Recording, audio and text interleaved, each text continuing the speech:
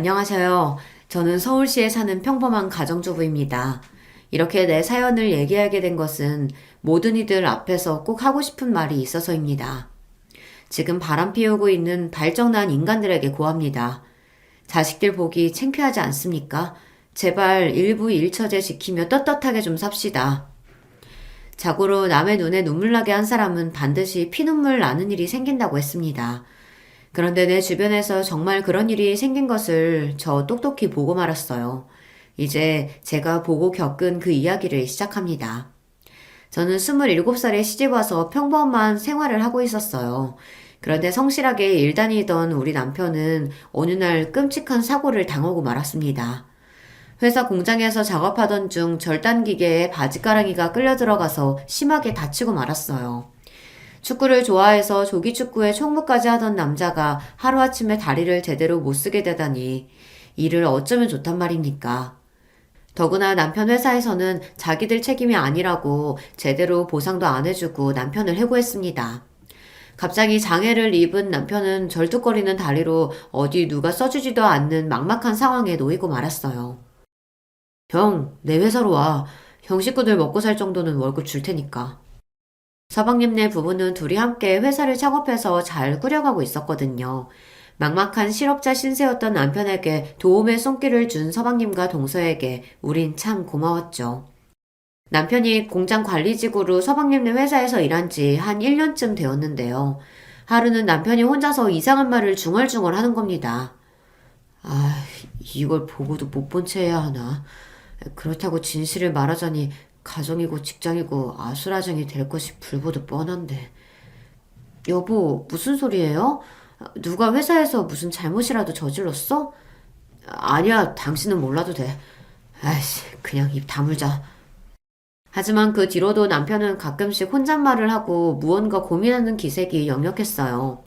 남자가 바깥일을 하다 보면 골치 아픈 일들이 얼마나 많겠어요. 그냥 회사 일로 고민이 많구나 라고만 생각했었죠. 그런데 남편이 하는 말의 의미를 알게 된 건 그로부터 얼마 지나지 않아서입니다. 형님, 요즘 시간 있으시죠? 지금 회사 일이 아주 많은데 아마 형님 하시기에 그리 어려운 일은 아닐 거예요. 괜찮으시면 나와서 좀 도와주세요. 집에서 노느니 한 푼이라도 나가 버는 게 좋죠. 이게 웬 횡재냐 싶어 당장 나갈 수 있다고 대답했어요. 다음날부터 저도 서방님네 회사에 나가서 일하게 되었습니다. 제품을 포장하는 직원이 갑자기 병가를 내서 대타로 내가 하기 시작했는데 뭐 별로 어려운 일도 아니고 이렇게 일하면 하루에 8만 원이나 준다니 너무 이득이잖아. 신바람이 나서 일하고 같이 하는 직원들하고도 금방 친해졌습니다. 내가 또 유들유들 사람들 비위도 잘 맞추고 명랑해서 친화력 하나는 왔다거든요. 당신 요즘 회사에서 일하는 게 꽤 즐겁나 봐. 벤질거리던 영숙씨 대신 당신이 계속 다니면 어떠냐고 직원들마다 당신 칭찬이야. 우리 마누라 일도 잘하고 아주 기특해. 남편은 내 엉덩이를 툭툭 치며 이렇게 기분 좋은 농담을 건넸어요. 여보, 나 일 잘하는 체질인가 봐. 애기 어린이집 보내는 것도 좋고 한 달에 150만 원이나 주는데 그게 어디야. 이참에 진짜 내가 확 그 자리 꿰차버려? 그럴까 그럼? 동생한테 얘기 한번 해보지 뭐. 아이 좋아라. 나도 이제 멋진 일하는 여성이다 이거야. 그런데 회사에서 서방님에 대한 이상한 소문 도는 거 당신도 알아? 내가 공장에 나간 지 얼마 안 되었지만 좀 수상한 모습을 보게 되었어요. 분명히 서방님이랑 동서 둘이 공동 대표인데 두 사람은 늘 따로 놀았어요. 서방님은 자주 밖으로 나가서 일을 하고 비서도 아닌 어떤 여자 직원이랑만 꼭 같이 나가더라고요. 그뿐 아니라 공장에 방문할 때도 둘이서 있는 모습이 뭐랄까 괜히 다정해 보인달까요? 망측한 아줌마 주책이랄까 싶기도 하고 여긴 우리 시댁 가족 내 회사니까 말은 아꼈지만 속으로도 참 보기 안 좋았습니다. 서방님도 참 직원들 보는 눈이 다 있는데 저렇게 여자 직원이랑 둘만 다니는 모양새가 영 좀 그렇네. 근데 그게 저의 눈에만 그리 보인 것이 아니더라고요. 사장님은 오늘도 성 차장님이랑만 다니네 그려. 저리 붙어 다니다가 정분하는 거 아니여? 에이 설마 마누라가 떡하니 회사의 대표로 버티고 있는데 설마야. 그게 영 없는 소리는 아닌 것 같아. 거래처 사람 말이 출장 회의 끝나고 둘이 러브 호텔 들어가는 거 봤다지 아마? 세상에나 그럼 둘이 볼장 다 본 것이네. 아이고, 불쌍한 사모님 어쩌나. 으. 있는 소리 없는 소리 다 도는 게 회사 아니라지만 어쨌든 내가 볼 때도 서방님이 하고 다니는 행동들이 의심스러웠습니다. 저런 얘기까지 듣고 가만히 있을 수 없어 남편에게 단도직입적으로 물어봐야겠다고 한 거죠. 남편은 오랫동안 서방님 회사에 다녔고 또 형이니까 뭐라도 나보다는 자세히 알 것 아닌가 싶어 딱 물어봤어요. 그 있잖아. 성경화 차장이라고 서방님하고 맨날 붙어 다니는 직원. 그 여자 결혼은 했어? 성 차장? 아직 미혼이야. 나이도 적지 않아 보이던데 미스야? 그런데 요즘 회사에서 둘이 소문이 이상하게 도는 거 여보 아나?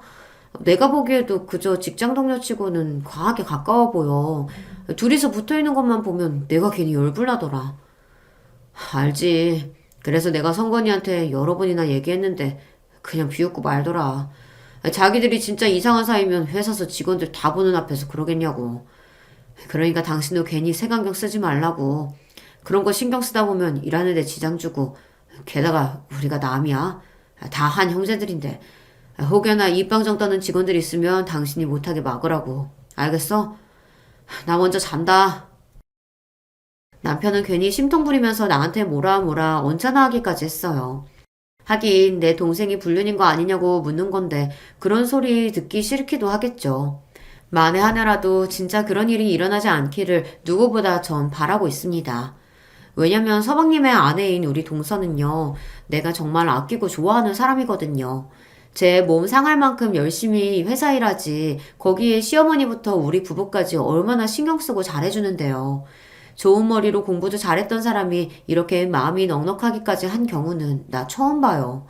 학교 다닐 때 뭐 내가 공부를 못한 애라 그런지 공부 잘하는 것들은 좀 얄밉고 이기적인 것들이라고 그런 선입견을 갖고 있었거든요.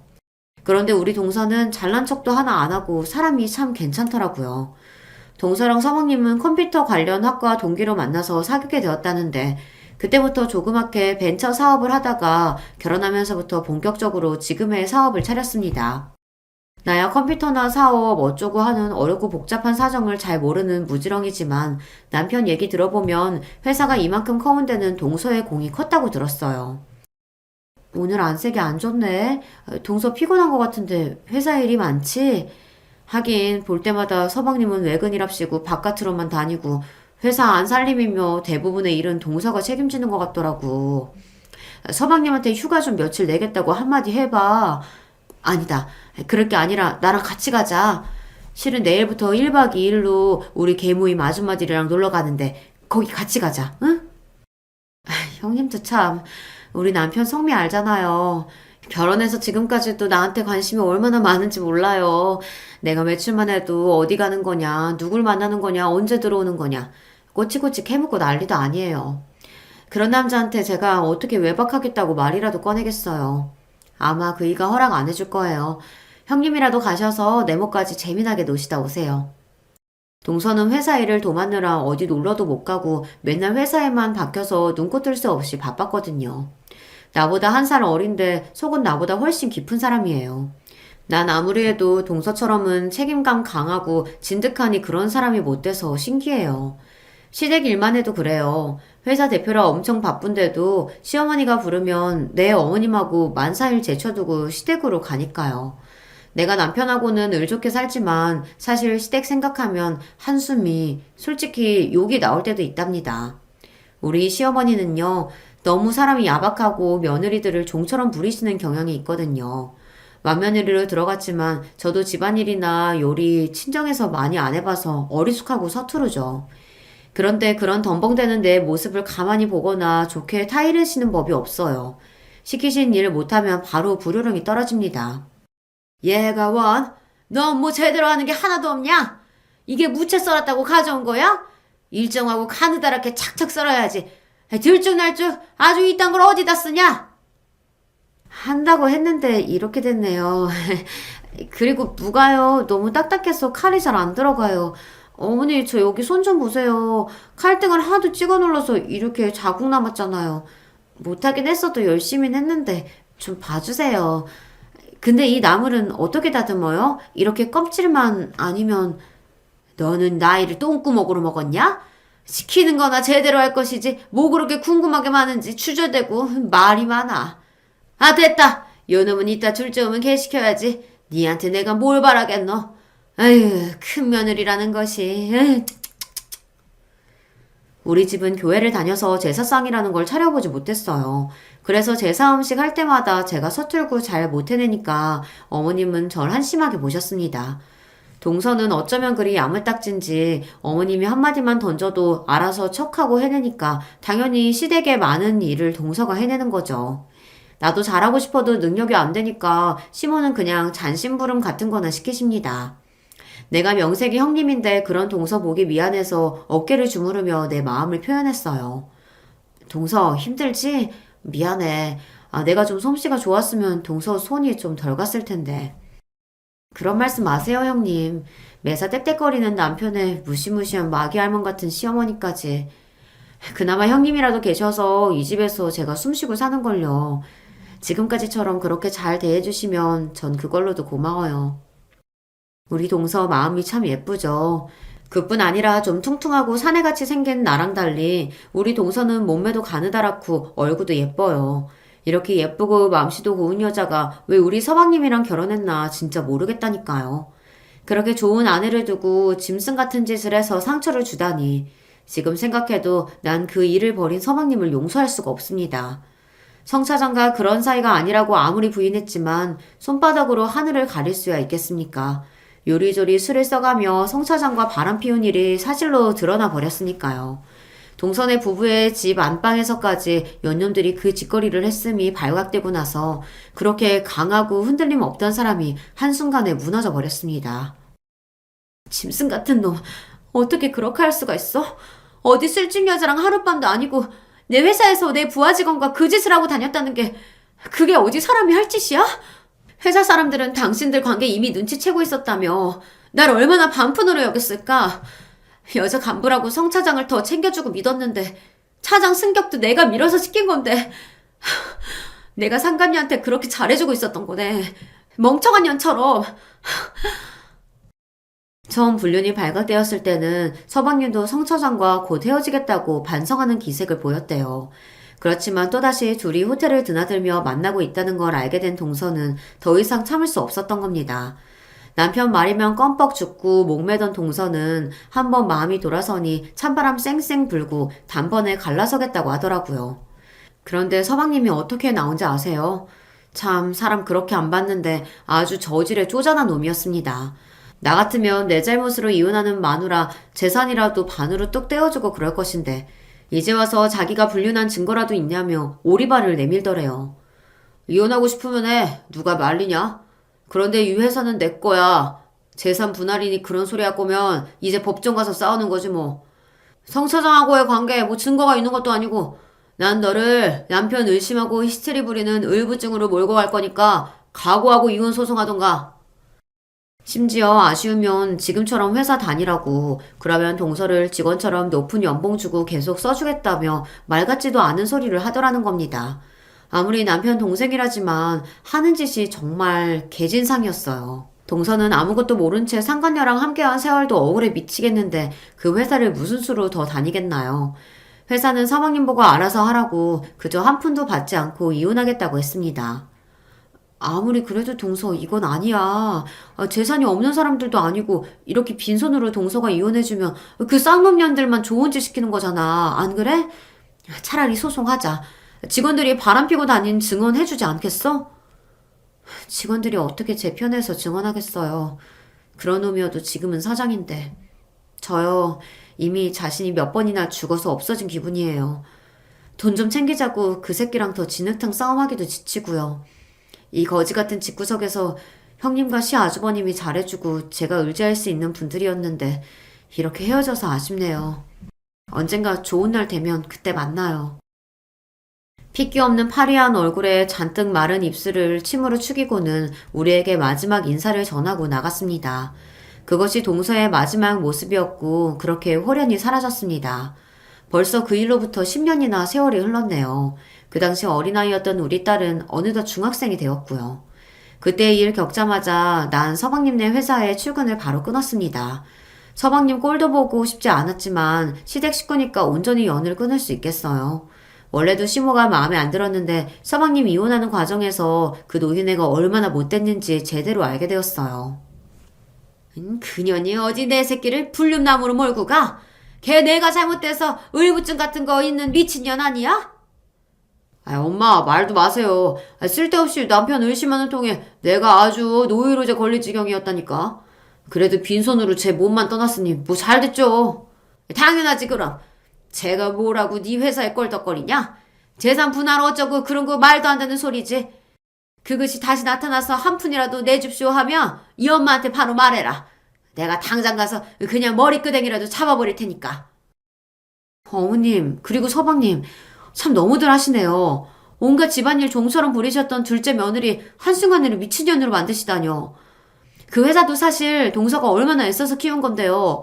회사 사람들도 다 눈이 있고 귀가 있어요. 서방님 몰래 피우는 바람은 끝까지 아무도 모를 거라고 생각하셨나요? 사람 그러는 거 아닙니다. 적어도 불쌍한 동서한테 미안한 마음 갖고 있어야죠. 전 욱해서 이렇게 시모와 서방님 앞에서 솔직한 말을 쏟아냈죠.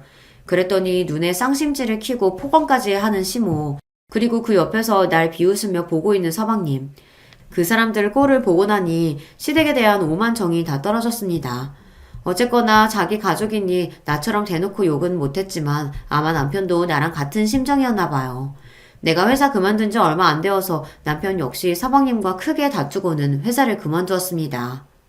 그래서 우리 부부는 생계수단을 찾아 헤매던 끝에 푸드트럭을 차렸죠. 낮에는 학교 앞에서 떡볶이랑 순대, 어묵 등 분식을 팔았고요. 밤에는 회사 근처에서 순대볶음이랑 역전우동 같은 것을 팔았습니다. 뭐 어디 내세울 직업은 못 되겠지만 우리 세 식구 먹고 살 만큼은 벌어서 그렇게 해왔습니다. 저는 남편을 사장님이라고 남편은 절 회장님이라고 부르면서 소박하지만 우리끼리 나름 재미있게 살고 있었어요. 그때 여보도 서방님네 회사 나와서 얼마나 다행이야. 덕분에 우리 사장님, 회장님 되고 말이지. 에이, 좀 덜 벌고 고생스럽더라도 그 부하가 치미는 꼴 안 봐도 되니까 차라리 좋아. 당신 서방님네 회사 잘 때려쳤어. 그 자식 사장감이 못돼. 내가 왜 모르겠어. 그때 제스씨가 오히려 사업 감각도 있고 참 열심히였는데. 그런 좋은 여자를 상처 주고 내보냈으니 회사가 쪼그라든 것도 당연해. 능력도 없는 놈이 새로운 사업 일으켜보겠다고 자꾸 돈 빌려달라고 전화해 쌌더라고. 뭐? 벼룩에 간을 내어먹지. 우리처럼 길거리 장사하는 사람한테 서방님도 참. 나도 당신처럼 그랬었어. 야, 회사 대표라는 놈이 장돌뱅이처럼 음식 장사하는 형한테 돈을 다 빌리냐. 그런 돈은 먹고 줄 애도 없다. 딱 잘라 거절했어. 그런데 전화 끊고 얼마 안 돼서 엄마가 나한테 전화를 걸어서 욕을 하시더라고. 빌어먹을 동량이라도 해서 동생이 필요하다면 돈 해줘야 하는 거 아니냐고. 엄마나 동생이나 내 혈육이지만 징글맞다 참. 장사 준비하며 남편과 얘기하던 중에 내 핸드폰으로 모르는 전화가 걸려왔습니다. 가끔씩 오는 포장 주문 손님인가 하고 전화를 받았죠. 네, 순이네 푸드트럭입니다. 무엇을 도와드릴까요? 저 혹시 김영수님 되시나요? 매우 침착하고 정갈한 목소리. 하지만 어딘지 낯이 익은 목소리였어요. 저예요. 10년 전 헤어졌던 옛 동서라고 말하면 기억이 나실런지요, 형님. 뜻밖의 반가운 연락이 바로 동서에게서 온 것이었습니다. 그런데 서로 간의 안부 인사 뒤에 동서는 곧바로 저에게 부탁 한 가지를 했습니다. 제가 형편이 급해서 그러는데 돈 100만 원만 좀 빌려주세요. 가능하실까요? 10년 만에 나타나서 바로 돈 빌려달라는 것은 그만큼 동서의 사정이 딱하고 안 좋다는 뜻이겠죠. 조금 당황스럽기는 했지만 저 역시 남편의 실직으로 어려운 시절을 겪어봤기에 동서의 마음을 이해할 수 있었습니다. 100만 원? 그쯤이야 뭐 가능하지. 우리 트럭 하루벌이가 30만 원이야. 남편이랑 나랑 3일 일하면 버는 돈인데 그 정도쯤 내가 동서한테 못 주겠어? 이렇게 떵떵거리면서 선뜻 동서에게 100만 원을 빌려주겠다고 했습니다. 사실 재료비랑 차량비 등 빼고 우리 손에 남는 하루 매상이 10만 원 남짓이지만요. 내가 저렇게 얘기해야 동서가 마음 편히 내 돈을 받을 것 같아서요. 우리가 모은 돈은 많지 않지만 그 이상을 요구했다고 하더라도 아마 저는 동서에게 내어주었을 겁니다. 그리고 약속한 날 동서는 내가 말해준 푸드트럭 서 있는 곳으로 찾아왔어요. 마른 몸매에 헐렁한 검정 폴라티에 검정 바지를 입고 선글라스를 끼고 나타난 여자. 그녀는 날 형님이라고 친근하게 부르며 얼굴에 걸쳐져 있던 선글라스를 내렸습니다. 시간이 많이 흘렀지만 그녀가 옛 동서라는 것을 알아차리는 일은 어렵지 않았어요. 나도 모르게 동서를 얼싸안고 얼마나 반가워했는지 모릅니다. 동서는 별로 안 늙었다. 고운 얼굴이 그대로네. 여기로 와 앉아서 이 어묵탕부터 먹어. 날씨가 보통 추운 게 아니야. 형님도 그대로시네요. 여전히 밝고 에너지가 넘치시는걸요? 우리는 감동의 재해를 한 뒤 난 준비했던 돈 봉투를 가방에서 꺼내어 동서에게 주었습니다. 약소한 금액인데 그래도 동서한테 도움 되었으면 좋겠다. 형편되면 천천히 갚아. 건네준 봉투를 받아든 동서는 무슨 생각을 하는지 어묵을 씹으면서 잠시 말을 잇지 못했습니다. 형님은 참 세월이 흐르면 사람도 변하건만 형님의 그 마음씨는 변치 않으셨군요. 정말 다행이에요. 저 꼭 이 돈 갚으러 다시 올게요. 어묵 잘 먹었습니다. 손님이 또 찾을 만큼 맛있네요. 동서가 떠나는 뒷모습을 보며 왈칵 눈물이 날 것 같은 걸 겨우 참았습니다. 아휴, 복장 터져. 불쌍한 사람아. 그렇게 이혼당했으면 좀 잘 살 것이지. 좋은 남자 만나서 여보란 듯이 서방님하고 살 때보다 더 폼나게 살 것이지. 왜 돈 100만 원도 없어서 끌어다니는 그런 인생을 사는 거야. 속절없이 맺힌 눈물을 닦으며 돌아서서 장사 준비를 마저 하려는데 어디서 벼락 같은 소리가 들렸습니다. 전현 저거 내 둘째 며느리였던 물건 아니야? 어쩌면 이런 타이밍에 딱 시모가 나타나는 걸까요? 시모는 다짜고짜 돌진하듯 내 앞에 와서 있는 대로 화를 냈어요. 우리 둘째가 형이 돈 안 빌려준다고 해서 어미로서 내가 너희한테 부탁 좀 해볼까 하고 직접 왔다. 그런데 지금 내가 기막힌 꼬라지를 보고 말았네? 언제부터 전현하고 너희 둘이 붙어먹은 게냐? 무슨 짓을 벌이려고? 어머님 말씀도 참 제발 언성 좀 낮추세요. 여기 길거리에서 동네방네 떠드시면 단골 손님들까지 우리 집 막장 사연 다 알아채겠어요. 오늘 처음 동서 만난 거예요. 10년 만에 말이에요. 너 아주 나를 물로 보나 본데 내가 지금 다 봤어. 네가 걔한테 돈 봉투 줬잖아. 그런데 오늘 처음 본다니 그게 말이 되냐? 우리 둘째한테는 매정하게 돈 한 푼 없다더니 기가 막혀서 네 깎게 뭔데? 그년한테 네가 왜 돈을 내줘? 기가 막힌 건 다름 아닌 나였습니다. 내 돈 내가 빌려주고 싶은 사람한테 주는 게 무슨 시모가 관여할 일이라고 혼내시는 걸까요? 내가 무슨 잘못인가 싶어 억울했지만 그저 시모의 구박을 듣고만 있었습니다. 빵빵빵. 그때 자동차 경적 소리가 가까이서 울렸습니다. 소리 나는 곳으로 눈을 돌려보니 삐까번쩍 광이 나는 외제차 여러 대가 우르르 푸드트럭 앞으로 도열을 하고 있었어요. 그리고 그 차에서 검은색 정장을 입은 건장한 남자들 여러 명이 내려 우리 주위를 에워쌌습니다. 도대체 어찌된 영문인지 몰라 당황하고 있던 그때 내가 알아볼 수 있는 사람 한 명이 차에서 내려서 걸어왔어요. 바로 아까 나와 만났던 그 동서가 다시 나타난 거예요. 그만큼 나에 잡수셨으면 자중할 때도 됐는데 성질나는 대로 내뱉는 그 입만은 참 변치 않으셨습니다. 괜히 죄 없는 형님답지 말고 아까 하던 말씀 나한테 계속 해보세요. 어디. 뭐 내가 당신 아들을 망쳤다고? 시모는 위풍당당하게 자기를 똑바로 보며 말하는 동서가 못 봐주겠던 모양입니다. 한 따까리라도 할 듯 시모가 둘째 며느리에게 달려드는 순간 네 뭐야? 왜 나를 잡아당기는 거야? 우리를 에워싸고 있던 남자 중 한 명이 시모의 앞을 막고 다른 한 명은 시모의 어깨와 팔을 잡아버렸습니다. 아, 내 경호원들이에요. 그냥 늙은이 한 명일 뿐이야. 뭐 그렇게 과격하게 제지해요. 이해하세요. 워낙 내가 몸 상하면 안 되는 위치에 있다 보니 경호원들이 강하게 날 보호하는 것 뿐이니. 니가 게 뭔데? 니가 무슨 영부에 있는 아도 되냐? 동서는 반딱거리는 검은색 바탕에 금색 글씨가 적힌 명함 하나를 던져주며 이어갔습니다.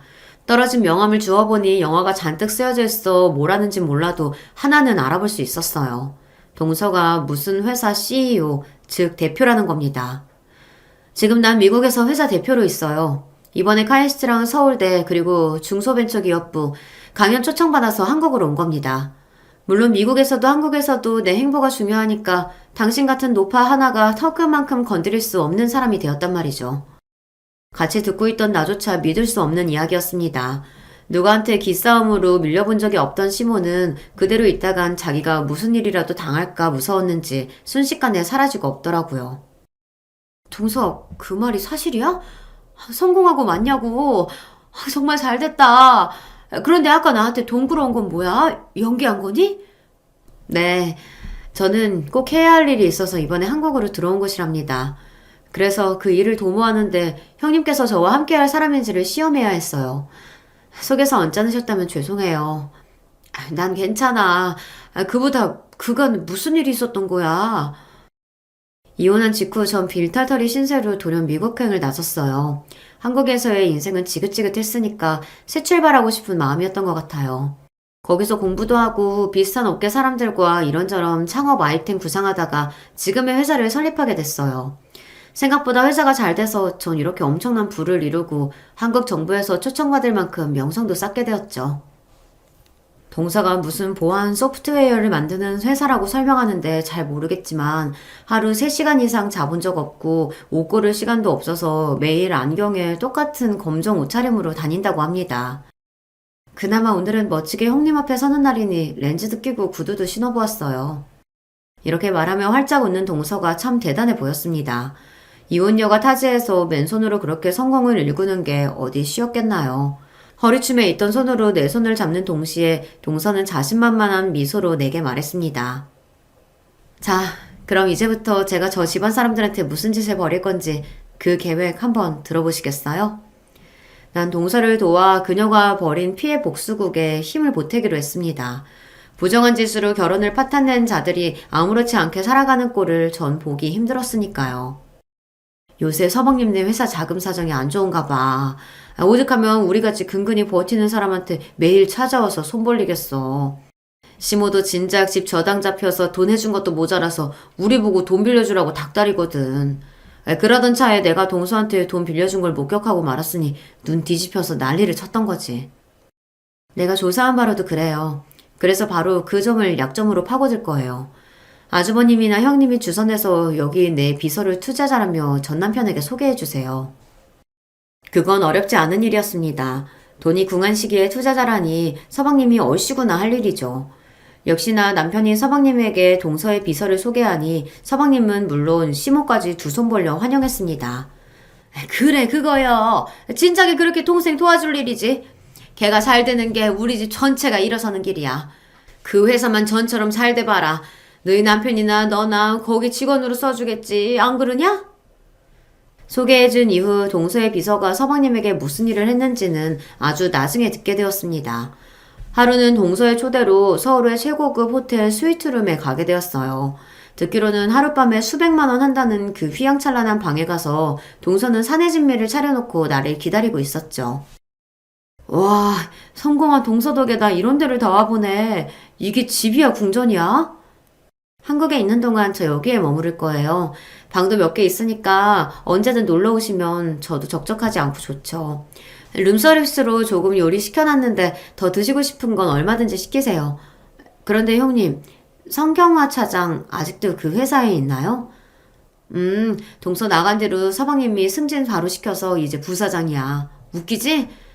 와, 참말로 이 스테이크 입에서 살살 녹는다. 차려진 음식들 먹느라 저는 혼이 빠진 채로 동서의 질문에 대답했어요. 원래부터 승진과 출세에 목매던 여자예요. 아마 그 여자 전 남편이 좋아서 접근한 것도 있겠지만 기회를 틈타서 내 자리를 노리려고 했다는 그런 생각도 했거든요. 어쨌든 잘 됐네요. 둘이 한 세트로 있으면 복수할 일이 더 간단해지니 말이에요. 그런데 말이야, 더 웃긴 건 성 부사장 결혼까지 했어. 서방님이랑 그 짓거리 한 걸 회사 사람 전부 아는 마당에 모두 결혼식 초대까지 하고 말이야. 연하에 잘생긴 남자가 신랑이던데 그 남자는 그런 사정 모르고 좋아서 실실 웃던데 참 불쌍하지. 내가 보니 불륜이라는 것은 사람이 머리부터 발끝까지 뻔뻔함으로 무장해야 가능한 일이 아닌가 싶어요. 그 상간녀는 멀쩡한 총각 잡아 결혼하고 그러고도 멀쩡한 서방님네 회사 다니면서 아직도 서방님과 그렇고 그런 사이로 지낸다는 얘기를 들었거든요. 그렇게 남의 가정 파탄내고 동서 가슴 찢어놨으면 그냥 둘이 결혼할 일이지. 왜 결혼은 또 다른 놈이랑 한대요. 여러분은 이런 연념들 이해가 가십니까? 회사가 그렇게 돌아가니 더 못 봐주겠더라고. 성질나서 난 동서 떠난 직후 바로 회사 나가고 우리 남편도 곧이어 그만뒀어. 그렇게 비위 좋은 작자질이 못 돼서 우리 부부는. 맞아요. 그런 점 때문에 내가 형님과 아주버님만은 마음 깊이 존경하고 좋아했어요. 말이 나와서 말인데요. 괜찮으시다면 아주버님이 우리 한국지사에서 근무하시면 어떨까요? 재택도 겸할 수 있고 연봉도 최고로 우대할 수 있도록 제가 얘기해 놓을게요. 다리가 불편하신데 밖에서 일하시는 걸 보니 참 마음이 안 좋더라고요. 동서의 말에 전 화들짝 놀랐습니다. 동서는 우리가 트럭에서 장사하는 걸 언제 봤었어? 아, 저 귀국한 지 일주일 넘었어요. 그동안 여기저기 알아볼 것도 있고, 친정 부모님도 뵙고, 형님네가 궁금해서 한번 가서 몰래 지켜봤었죠. 경호원 시켜서 만드시는 음식도 포장해와서 다 맛봤답니다. 형님 저랑 있을 때는 요리 솜씨 그저 그랬는데, 언제 이렇게 실력이 늘어나신 거예요? 너무 맛있어서 놀랐잖아요. 똑똑한 사람답게 주도면밀하구나 싶어 속으로 감탄했습니다. 그리고 내 남편에게 좋은 직장을 잡아주겠다니 눈물나게 고마웠어요. 동서가 우리 수연 아빠 일자리 해준다면 우리야 너무 고맙지. 비 오면 비 맞고 추우면 손 떨어가며 몸 불편한 사람을 옆에서 보기 참 안쓰러웠거든. 아니에요. 제가 앞으로 형님한테 갚을 일에 비하면 이건 아주 작은 시작일 뿐이에요. 게다가 같이 회사에서 일할 때 아주버님이 얼마나 성실하고 좋으신 분인지 겪어봐서 전 알잖아요. 우리 회사에서 그 능력 써주신다면 제가 감사드릴 일이죠. 말도 얼마나 겸손하고 예쁘게 하는지 그렇게 큰 사업가가 되었으면 사람이 거만 떨만도 한데 마음이 고운 건 예전 모습 그대로였습니다. 그런데요, 그렇게 착한 동서에게 놀랄 만큼 무섭고 냉정한 구석이 있다는 것을 알게 되었어요. 푸드트럭 장사는 접고 남편은 동선의 회사에 출근하기 시작했습니다. 외국계 회사라 그런지 근무 시간도 자유롭고 몸이 불편한 남편에게 여러모로 편의를 봐주는 복지가 우수한 곳이었어요. 그래서 남편은 너무 만족하며 다녔어요. 그리고 동서가 배려해서 그런지 놀랄 만큼 큰 연봉을 주겠다고 해서 처음 남편은 고사했다고 합니다. 그런데 회사 대표인 동서의 말이 연봉은요, 그냥 드리는 돈이 아니에요. 많이 드리는 만큼 최선을 다해 회사 위에 일하시리라 믿고 드리는 거니까요. 거절하지 않으셨으면 좋겠습니다. 형님은 아무 조건도 없이 저한테 소중한 돈을 선뜻 내어주셨어요. 더없이 좋은 분이니까 아주버님은 아내를 아껴주시고 끝까지 잘해주세요. 그거면 돼요. 나도 그렇게 생각해. 내 마누라 덕에 참 호강하고 사는 놈이라고 말이야. 그런데 재수씨 회사에서 보니까 카리스마 넘치고 아주 매정하더라. 저번에 어느 직원이 공금을 개인적으로 착복한 걸 알고는 당장 해고하는 것은 물론 고소까지 했더라고. 몇백만 원 정도로 횡령한 것 치곤 소액이라고 봐주자고들 하는데 어떤 불법이나 배신도 자기는 대표로서 용서 못한다고 화를 냈어. 와, 사람 다시 봤다고. 난 동서 이해해. 그런 똑부러지는 점 없이 어떻게 그 무서운 미국 땅 가서 성공했겠어. 그리고 배신이 얼마나 사람의 살 떨리는 짓인지 경험했을 텐데 작은 거라도 용납 못하겠지. 아주 잘하고 있네 내 동생. 뭐? 동생? 언제부터 재수 씨랑 언니 동생 하기로 한 거야? 눈이 동그래진 남편 얼굴을 보니 킥킥 웃어대며 말했습니다. 저번에 호텔 가서 우리끼리 그런 얘기 했지. 동서 이혼하고 갈라선 마당에 이제 그 집안 며느리도 아니고 그냥 의자매처럼 언니 동생 하자고 말이야. 동서가 나타나며 우리 집안은 웃음이 늘었는데 시댁은 죽상이 되어 말았죠. 어느 날 시모가 당장 시댁으로 튀어오라며 불렀습니다. 올 것이 왔구나 하는 염려로 크게 심호흡 한번 하고 시댁에 들어갔어요. 너희들 짓이지? 내 둘째 아들 망하게 한 거 니들 어떻게 책임질 거냐? 서방님만 아들이고 자식이에요? 우리 남편은요. 왜 매번 우리한테만 뭐라고 나무라세요? 우리가 뭘 잘못했다고 다짜고짜 화부터 내시는 거예요. 장남이면 뭐하냐? 다리 병신된 놈이 우리 집안을 이렇게 세우겠어? 너희들이 동생한테 이상한 놈 하나 소개해줬다면서 그 놈 때문에 회사 망하게 생겼다고 둘째가 다 죽는 얼굴이 됐더라. 어머님 참 모르시는 말씀. 애초에 그 회사는 동서가 잘해서 그만큼 커진 거예요. 서방님 능력 때문에 사업이 안 되는 걸 왜 애꿎은 남 탓을 하세요? 내가 괜한 의심하는 게 아니야. 장사하던 트럭에서 그년하고 너하고 작당 모의하는 걸 내가 봤거든. 그러니까 니들이 뭔 짓을 벌여도 벌인 게지. 내 말이 아니냐? 의외로 시모는 날카로운 구석이 있었습니다. 서방님 회사의 악재에 나와 동서가 개입되었다는 것을 눈치챈 모양이었어요. 틀린 말이 아니라서 전 입을 다물고 있었습니다. 시몬은 더 열받아서 결국 옆에 있던 돋보기를 나한테 던져버렸어요.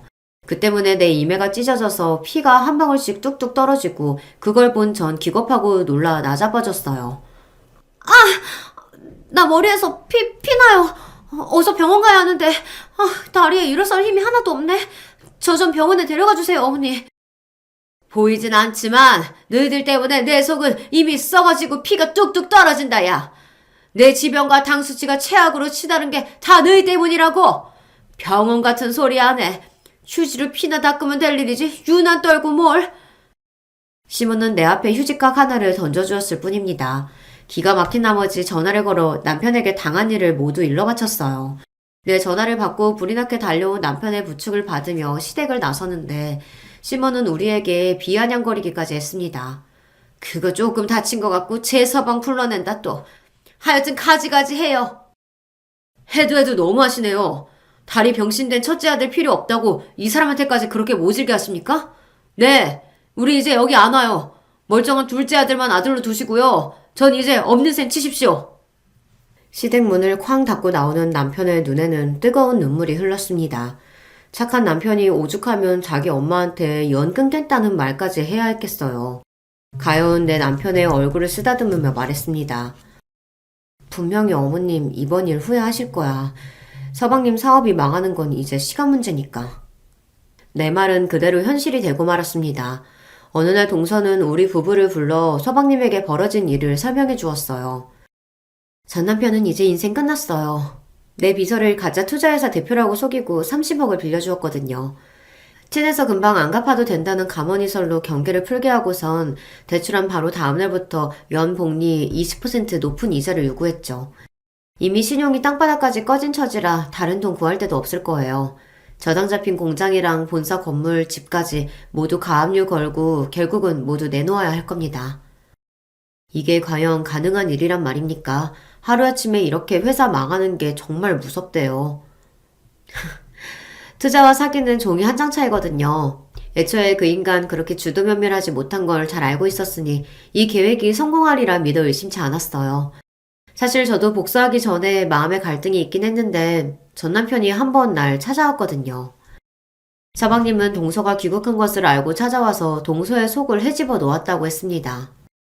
네가 아무리 성공해서 재벌녀가 됐다고 한들 내 마음이 바뀔 줄 알아? 같이 살아본 나는 알지. 네가 향기 없는 꽃이라는 걸. 여자가 야들야들하게 감기는 맛이 있어야지. 그렇게 뻣뻣하니 어떤 남자라도 질려한다고. 혹여나 나한테 미련 남아서 한국 들어온 걸까봐 경고하러 온 거야. 나랑 내 여자한테 복수든 뭐니 무슨 짓이든 벌이기만 해봐.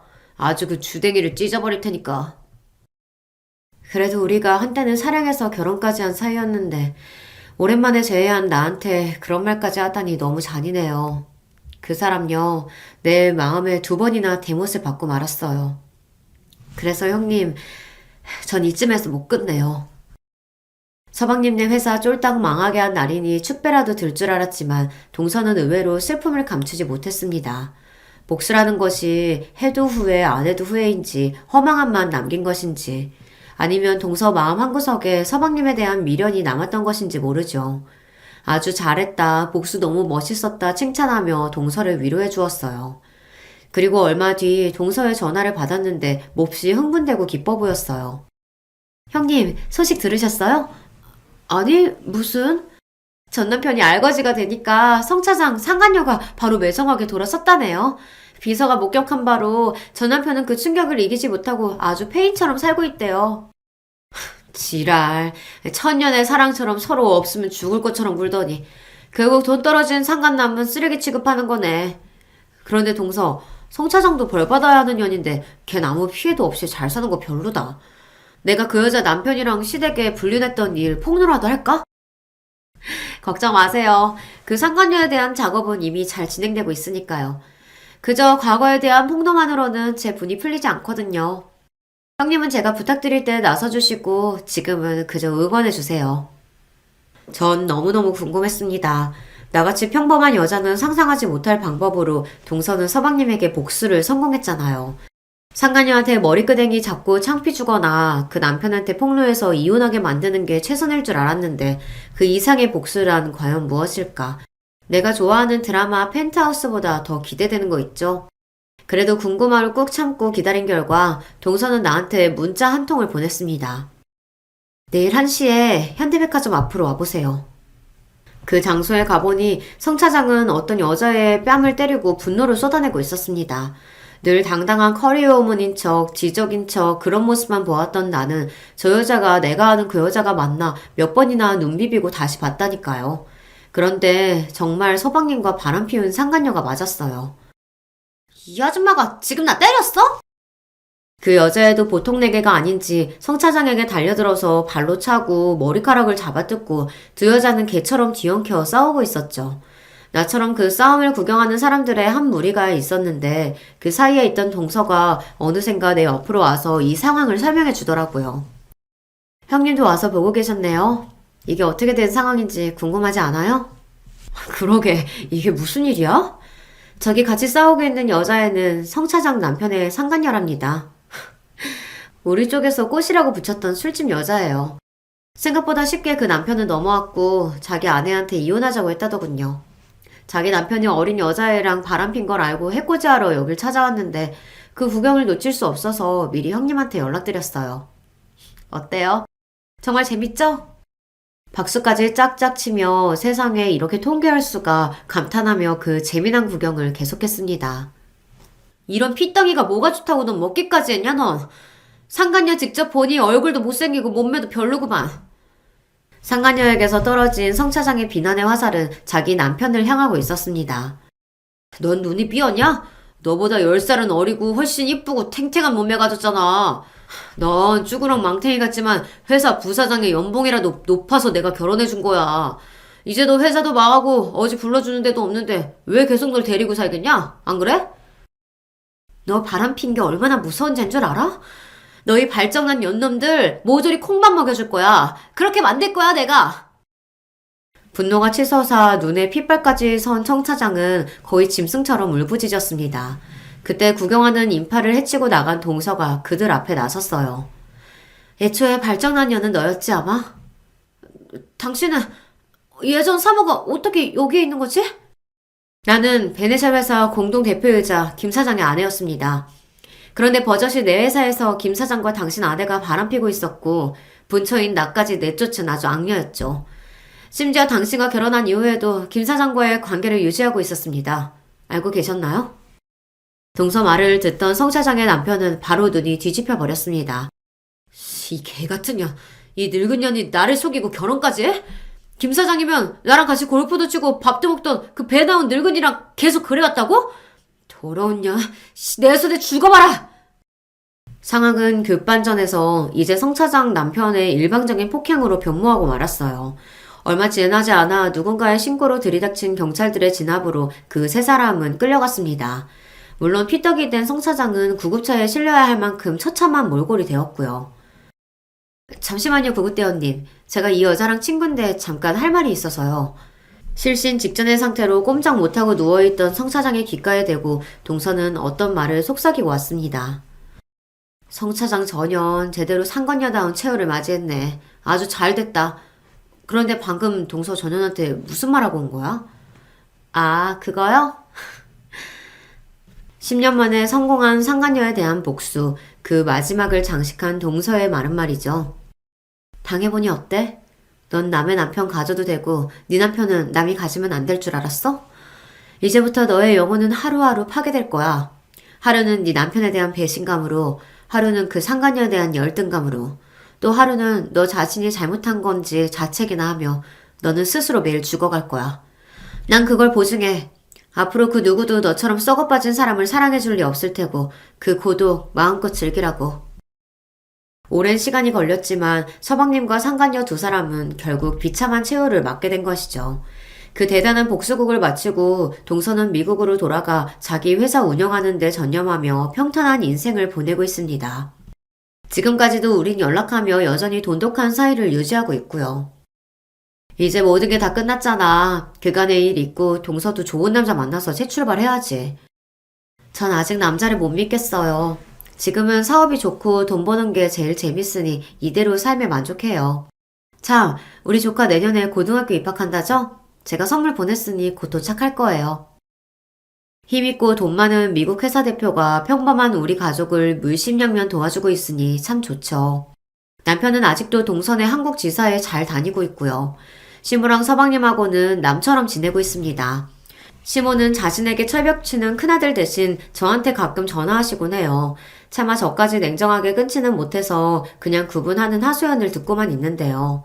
잘 사는 우리에게 기대고 싶고 작은 아들은 자리도 못 잡고 매일 술만 퍼먹는다며 인생 한탄이나 합니다.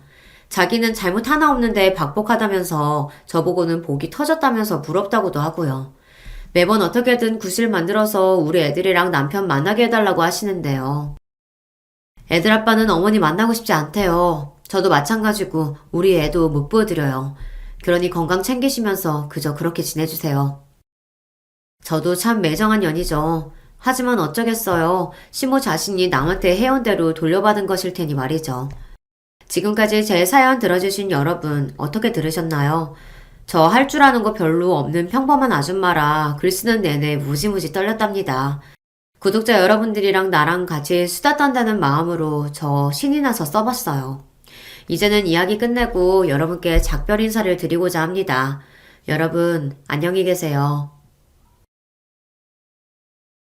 여러분 반갑습니다. 저는 지방에서 남편과 함께 아이를 키우며 사는 30대 후반 여자입니다. 오늘은 저한테 얼마 전에 일어난 사건에 대해 제보하려고 해요. 개인적으로 고민이라 주변에 이미 털어놓았는데 제 의도와 달리 다들 배꼽을 잡고 웃더라고요. 이런 일이 일어났다니 꼭 어디든 알리라고 본인들이 더 난리였답니다. 그래서 저도 용기 내어 제보하게 되었으니 재미있게 들어주세요. 제 사연은 바로 우리 친정아빠와 시어머니와 관련된 사연이랍니다. 우선 우리 친정아빠에 대해 가볍게 설명하자면 저는 외동딸로 태어났어요. 천사 같은 엄마와 겉모습은 험악해도 저와 엄마한테는 털끝 하나 건들지 못하는 아빠 사이에서 자랐습니다. 제가 기억하는 엄마의 모습은 참 다정하고 선한 사람이었어요.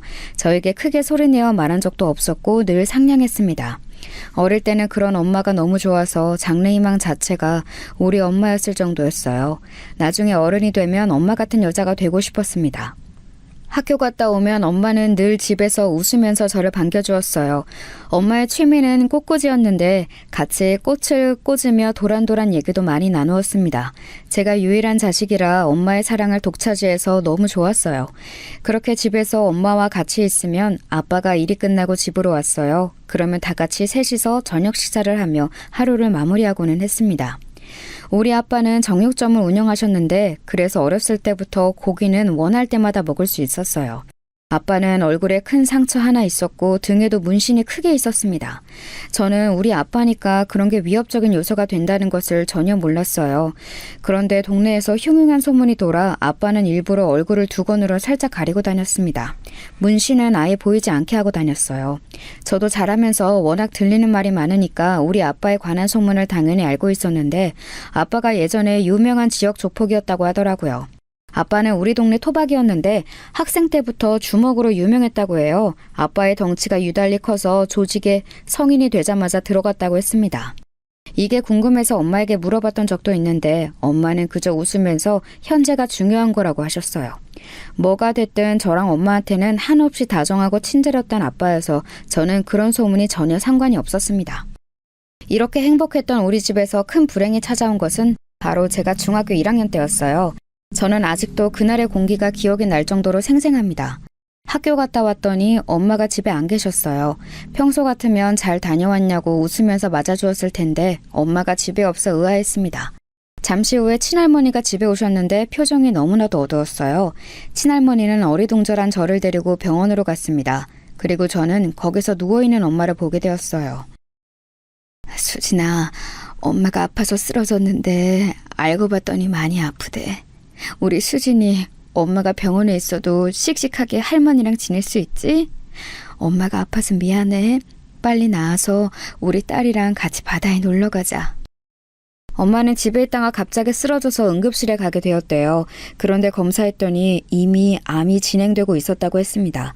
심지어 말기라서 손을 쓸 수도 없었다고 해요. 전조 증상이 있었는데 대수롭지 않게 넘겼던 게 문제라고 의사가 말했습니다. 엄마가 워낙 아파도 티를 전혀 내는 편이 아니었거든요. 남에게 피해주는 것을 너무 싫어하는 천사 같은 성격이었죠. 하지만 그런 성격 때문에 아픈 것을 늦게 발견하게 되어 슬펐습니다. 엄마는 친정 부모님이 아주 일찍 돌아가셔서 고아인 상태로 결혼했다고 해요. 엄마한테 첫눈에 반한 아빠가 졸졸 쫓아다녀 결혼에 성공했다고 합니다. 아빠가 워낙 사고를 치고 돌아다니고 조폭들이랑 어울려 다니다가 엄마를 만나 정신 차려서 친할머니는 엄마를 그렇게 좋아하셨어요. 엄마가 병원에 입원하고 저는 친할머니와 함께 살게 되었습니다. 아빠는 정육점과 병원을 왔다 갔다 하며 집에 잘 들어오지 못했어요. 우리가 그렇게 엄마를 열심히 간호했지만 너무 슬프게도 엄마는 1년의 투병 끝에 그만 하늘로 가게 되었습니다. 엄마의 장례식 때 아빠가 엉엉 우는 모습을 보았어요. 그게 제가 처음이자 마지막으로 본 아빠가 우는 모습이랍니다. 엄마를 보내고 아빠는 한동안 제가 봐도 너무 힘들어 보였어요. 매일 밤 엄마의 사진을 보며 잠도 쉽게 못 자더라고요. 저도 그때 마침 사춘기 때라 엄마가 너무 그리웠습니다.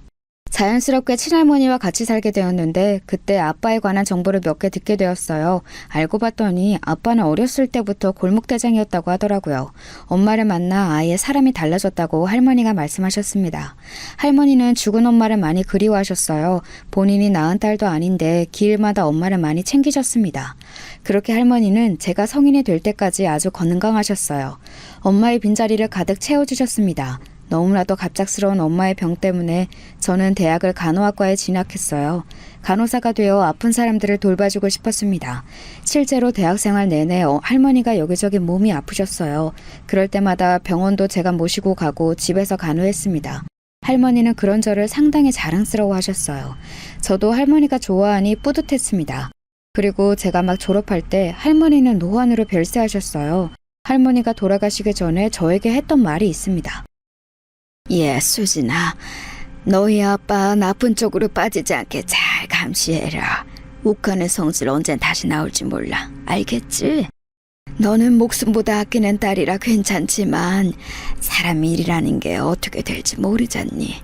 어디 또 조직에 들어갈 것 같으면 그냥 네가 아빠 데리고 어디로 떠나라. 알겠어요, 할머니. 아빠는 걱정하지 마. 하늘에 가서 편히 쉬어.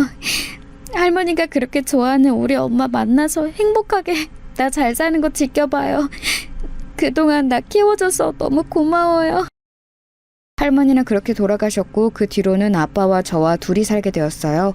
저는 사실 학생 때는 공부하느라 할머니가 왜 아빠를 그렇게 걱정하는지 몰랐습니다.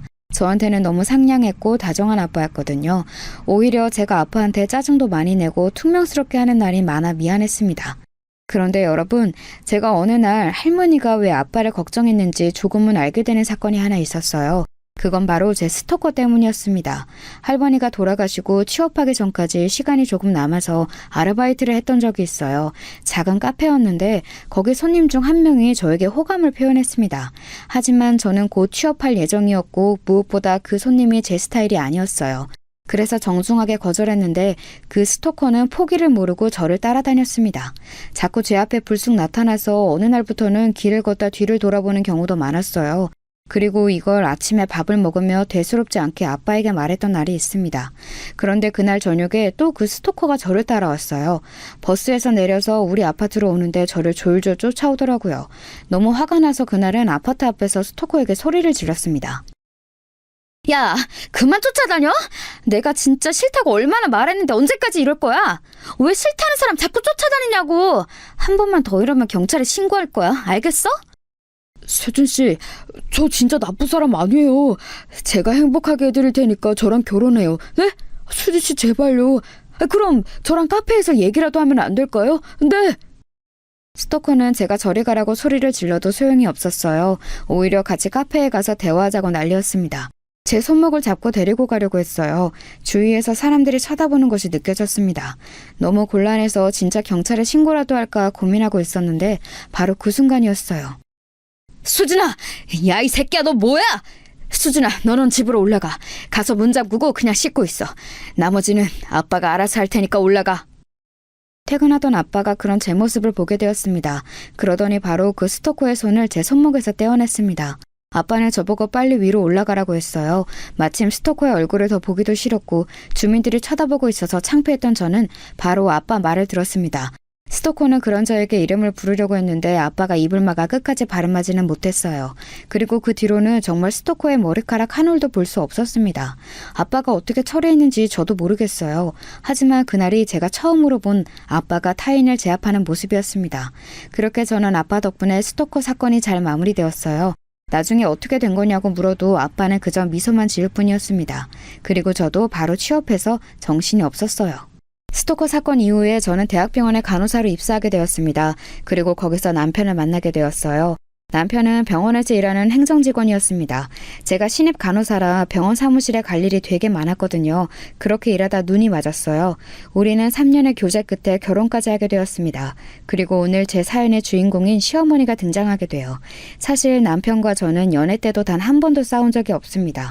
저는 할 말은 다 하는 사람이고 불만 표현을 그래도 꽤 하는 편이에요. 그런데 남편은 불편한 분위기를 너무 싫어하고 남에게 싫은 말을 할 바엔 본인이 참는 사람입니다. 그래서 연애 때 아예 싸웠던 적이 없어요. 남편이 갈등이 생기면 알아서 본인이 사과했거든요. 그런 남편의 성격이 좋아 결혼을 결심하게 되었는데 오히려 결혼하니 그게 문제였습니다. 사실 결혼 전부터 저는 조금씩 시댁과 마찰이 있었어요. 저는 엄마가 중학생 때 돌아가셨잖아요. 그런데 남편은 아빠가 고등학생 때 돌아가셨대요. 이렇게 한부모 밑에서 자라서 우리가 유난히 공통점이 많아 잘 통하기도 했었거든요. 그래서 서로 결혼해서 혼자 남은 부모님들을 잘 챙기자고 했었죠. 외동이었던 저와 달리 남편은 여동생이 한 명 있었습니다. 그런데 연애할 때 여동생이 있다는 말은 해도 둘이 딱히 교류가 있는 것 같지는 않았어요. 저는 외동생이라 늘 언니나 여동생이 있는 친구들에 부러웠거든요. 그래서 결혼하면 저한테도 여동생이 생기는 거니까 내심 기대하고 있었습니다. 그런데 남편에게 시댁에 정식으로 인사하러 가기 전에 여동생을 먼저 보고 싶다고 하니 당황했어요. 굳이 그럴 필요가 있냐고 하더라고요. 조금 이상하다고 생각했는데 시댁에 인사드리러 가기 이틀 전에 갑자기 모르는 번호로 전화가 왔습니다. 그 전화를 받았더니 어떤 젊은 여자였어요.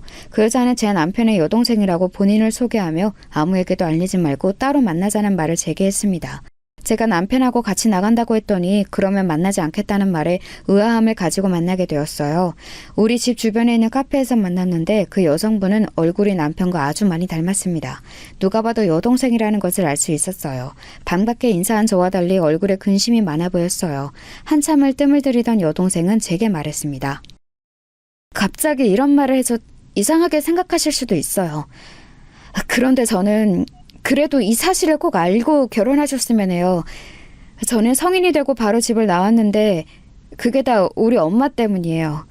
원래도 우리 엄마는 아들밖에 모르는 아들바라기였는데 아빠가 돌아가시고 오빠에 대한 집착이 더욱 심해졌어요. 저는 이 결혼 반대예요. 우리 오빠는 멀쩡해도 엄마가 어마어마한 집착을 가지고 있거든요. 조심하세요. 저는 그 말을 듣고 아주 놀랐어요. 시어머니 얼굴은 연애하며 몇 번 본 적이 있었거든요. 정식으로 인사하기 전이라 길에서 우연히 마주친 게 다였지만요. 그래도 짧게 인사했던 경험으로는 사람이 되게 상냥하고 다정한 사람으로 생각했었어요. 돌아가신 우리 엄마가 그랬던 것처럼요. 그런데 남편의 여동생 말을 들으니 너무 당황했습니다. 제가 당황하자 여동생은 한숨을 푹 쉬었어요. 원래는 이 말을 하지 않으려고 했대요. 그런데 결혼이 애들 장난도 아니고 한 사람의 인생에 걸린 일이니까 얘기하는 거라고 하더라고요. 물론 고맙기도 했지만 한편으로는 되게 혼란스러웠습니다. 여동생은 그 말을 끝으로 자리에서 일어나서 나갔어요. 저는 여동생의 말을 듣고 많은 생각이 들었는데 결론은 제가 직접 판단하고 싶었습니다. 어차피 이틀 후면 시어머니를 정식으로 뵐 날이 오잖아요. 그래서 잔뜩 긴장한 채로 시어머니를 뵈러 가게 되었습니다. 결혼 허락을 받으러 가는 길이라 매우 떨렸어요. 약국에 가서 청심환까지 사 먹을 정도였습니다. 그런데 제가 너무 미리 걱정했던 걸까요? 시어머니는 의외로 굉장히 친절하셨어요. 여동생의 얘기를 미리 들어 긴장했는데 저한테 딸처럼 잘 대해주셨습니다. 또 제가 어려서부터 된장찌개를 굉장히 좋아했었어요.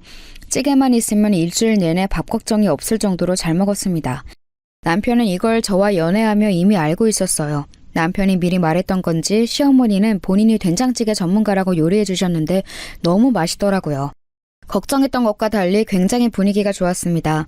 그리고 남편이 우리 집으로 인사 왔는데 남편보다 오히려 우리 아빠가 더 긴장했어요. 아빠는 정육점에서 가장 상태가 좋은 고기를 직접 구워주셨습니다.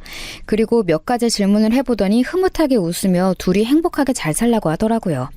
양가 어른들의 허락을 받고 본격적으로 결혼 준비하게 되었습니다. 그런데 결혼 준비를 하며 조금씩 시어머니의 아들 사랑이 보였어요. 드레스를 맞추러 갈 때 남편이 갑자기 시어머니도 같이 가도 되냐고 하더라고요. 어머니가 할 일이 없어 심심하다고 하셨다며 같이 가자는 말에 저는 흔쾌히 그러자고 했습니다.